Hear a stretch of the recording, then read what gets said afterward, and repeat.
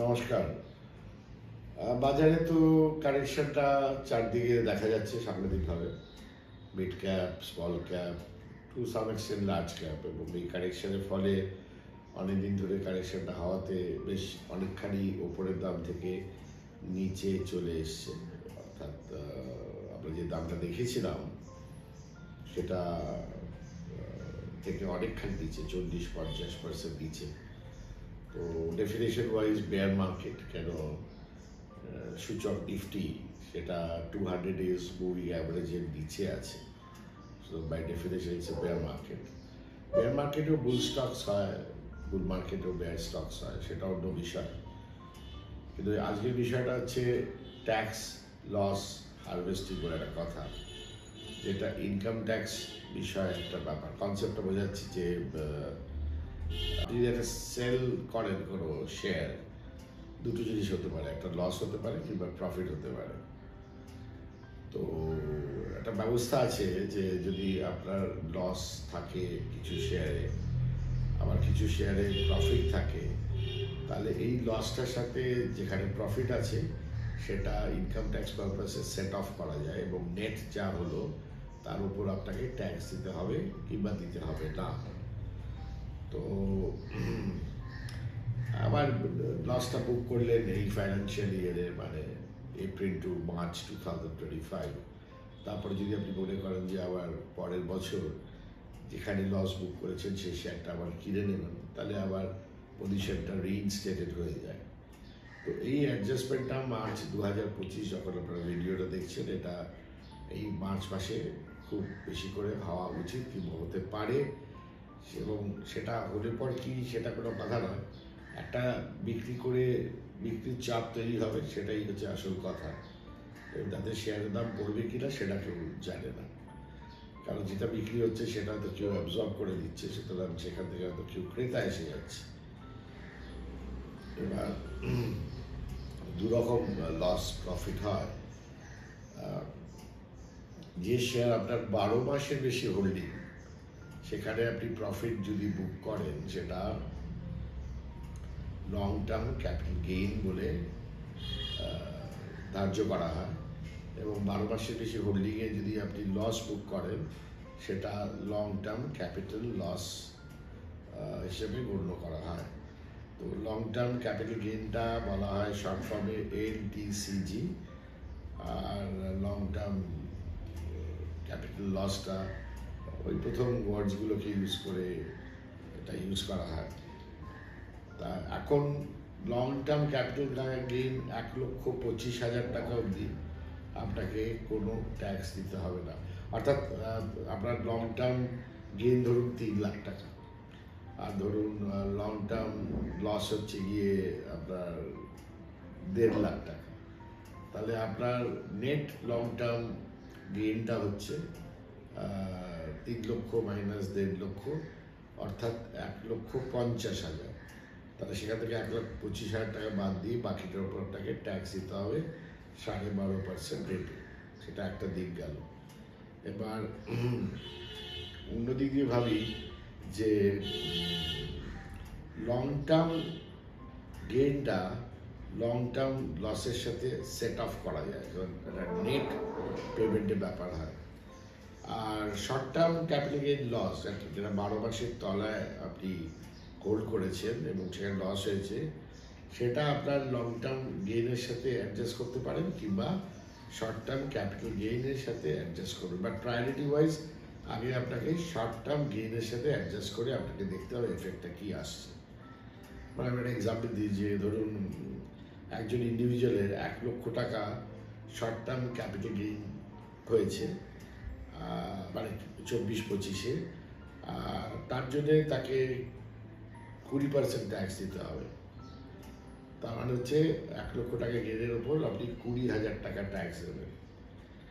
এবার আপনার ধরুন আনরিয়েলাইজড লস আছে 60,000 টাকা, মানে আপনি এখন বুক করেননি, তো সেটা যদি আপনি বুক করেন তাহলে 60,000 টাকা লস বুক হলো, তাহলে 1 লাখ টাকা গেইন হয়েছিল, 60,000 টাকা লস বুক করলেন, 40,000 টাকা আপনার নেট গেইন, তার উপর 20% ট্যাক্স, মানে 8,000 টাকা ট্যাক্স দিতে হবে। ডিপেন্ডিং অন দ্য ফ্যাক্ট যে আপনার কি লং টার্ম গেইন আর কি শর্ট টার্ম গেইন, এটাকে আপনাকে চট করে ক্যালকুলেট করতে হবে। যে কোনো ব্রোকারকে বললে পরেই তারা একটা স্টেটমেন্ট দিয়ে দেবে শর্ট টার্ম এবং লং টার্ম। এই যে এখন বেচে দিয়ে লসটাকে নিয়ে অ্যাডজাস্টমেন্ট করে ট্যাক্সটা কম দিয়ে তারপরে আবার যদি আপনি এই স্টকগুলো কিনে নেন, এইটাকে বলা হয় ট্যাক্স লস হারভেস্টিং, ইংরেজি কথা। তো এই ট্যাক্স লস হারভেস্টিংটা আপনার এই মার্চ মাসে করতে হবে। আচ্ছা, প্রথমত বলি যে 3 লাখ টাকার তলায় যদি আপনার ইনকাম থাকে তাহলে আপনাকে ট্যাক্স কিছু দিতে হচ্ছে না, সেটা শর্ট টার্ম গেইন হোক আর এই হোক আর সেই হোক। বাট এখানে একটা ইফস অ্যান্ড বাটস আছে, সেটা হচ্ছে ধরুন আপনার 3 লাখ টাকার ওপর ইনকাম আপ টু 7 লাখ এবং স্ট্যান্ডার্ড ডিডাকশন করে 75,000, 7,75,000 স্যালারি ইনকাম, টেকনিক্যালি আপনি কোনো ট্যাক্স দিচ্ছেন না। কিংবা বিজনেস ইনকাম 7 লাখ কি আদার ইনকাম 7 লাখ, এই এত দিয়ে আপনার ট্যাক্স দিতে হচ্ছে না। বাট এই এলিমেন্টের মধ্যে যদি আপনার শর্ট টার্ম গেইন থাকে, তাহলে শর্ট টার্ম গেইন ধরুন 1 লক্ষ টাকা আছে, তাহলে আপনাকে 20,000 টাকা কিন্তু ট্যাক্সটা দিতে হবে, যদিও আপনার ওভারঅল ট্যাক্সটা পড়ছে না। তো এই ব্যাপারটা আপনার ইনকাম ট্যাক্স কনসালটেন্ট কিংবা যারা যারা আপনার ইনকাম ট্যাক্স রাখেন তাদের সাথে একটু কথাবার্তা বলে নিন। আমি একটা ওভারঅল আইডিয়া পিকচার দিচ্ছি, যাতে এই সময় এটা নিয়ে প্রচুরভাবে বাজারে এখন কাজকর্ম হবে এবং পাতারি বার্তারি দেখবেন একটা শেয়ারের দাম বেড়েছে, হয়তো সেটার ওপর হঠাৎ বিক্রির চাপ বেড়ে গেল, কারণ কোনো এক পক্ষ যাদের হয়তো লং টার্ম গেইন আছে তারা বুক করতে চাইছে, তারা হয়তো বেচবে, বেচার সেই ব্যাপারটা এসে যাবে। এখন এটা একটা জিনিস যেটা আপনার